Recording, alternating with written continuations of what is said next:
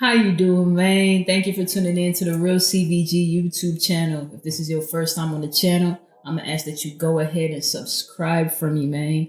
Hit that subscribe button. There's a lot of content coming and you do not want to miss out. Today I'm gonna be talking to y'all about growing up as a stud in a Christian household, man. And not just any Christian household, a Jamaican Christian household. You feel me? So let's get right into the video. I was 15. I had went back to Jamaica for the summer. So this was summer of 2016, right? And it all started with my cousin, man. Like, I never actually came out of the closet, you feel me? I was pretty much forced out of the closet. I was comfortable in the closet, you feel me? I had no complaints, no nothing. But I was forced out when my cousin had came out in 2016.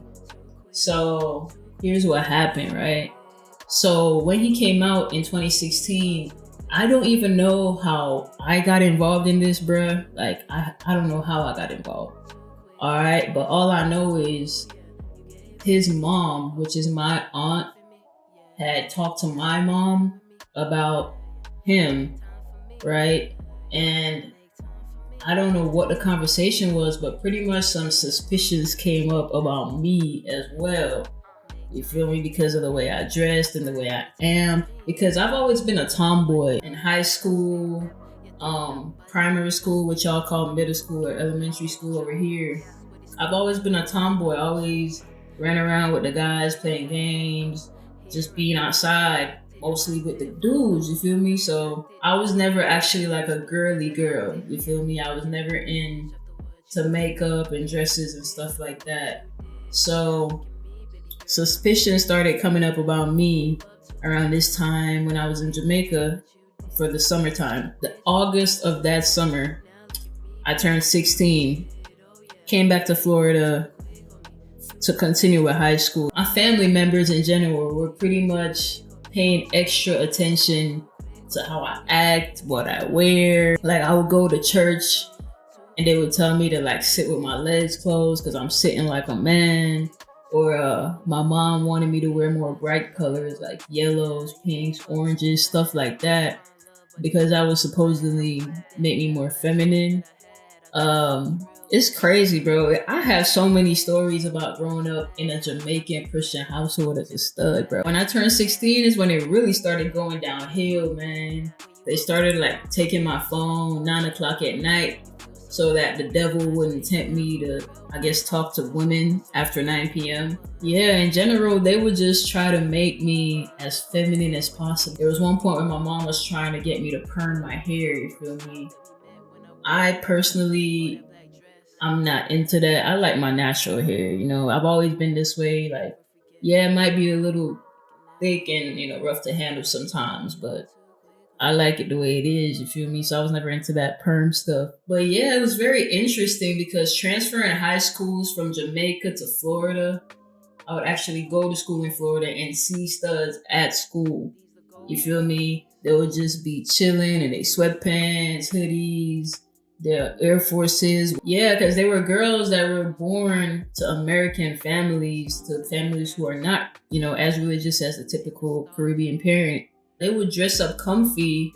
I'd be like, man, I wish I could dress comfortable and wear what I want to wear, you feel me? Instead, I'm in these tight ass pants. And another thing about growing up in a Jamaican Christian household is that if I was to dress in a traditionally masculine way, then they automatically think, oh, you want to be a man. And that's not the case at all. I don't want to be a man. I know I'm a woman. I like being a woman. I just like, you know, dressing comfortable in a way that's comfortable to me.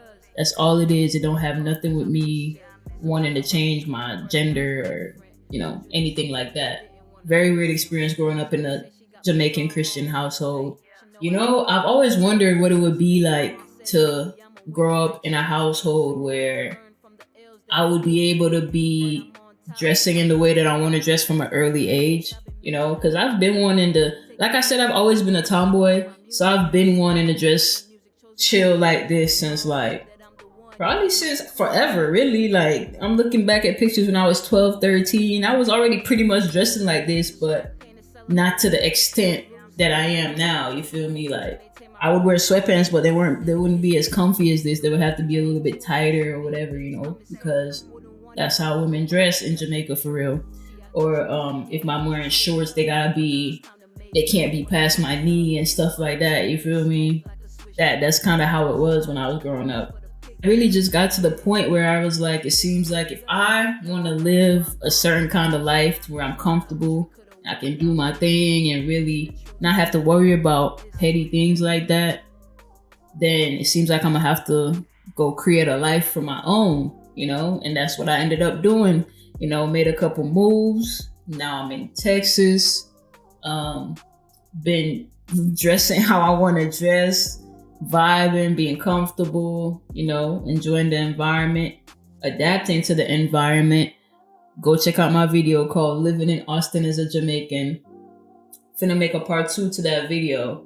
So go check it out. Be sure to subscribe. I'm living in Texas now and pretty much created a life for my own. And even to this day, when I call my mom, she'll still be like, you know, yeah, pray if you'll find a husband, you know. You know, she's still praying for me to find a husband. I don't even want to go into this right now, but I'm going to say it anyway because it's the real CVG channel and I'm going to always keep it real. You feel me? So I don't even really have a lot of male friends.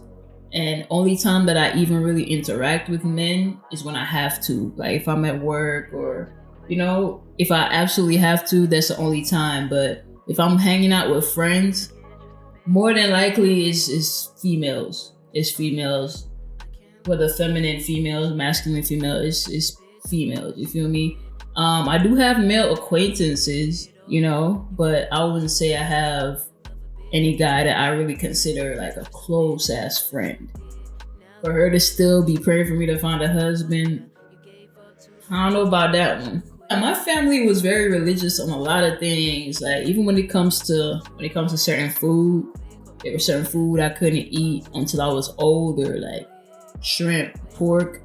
And I love eating shrimp now. Like shrimp is actually one of my favorite foods now.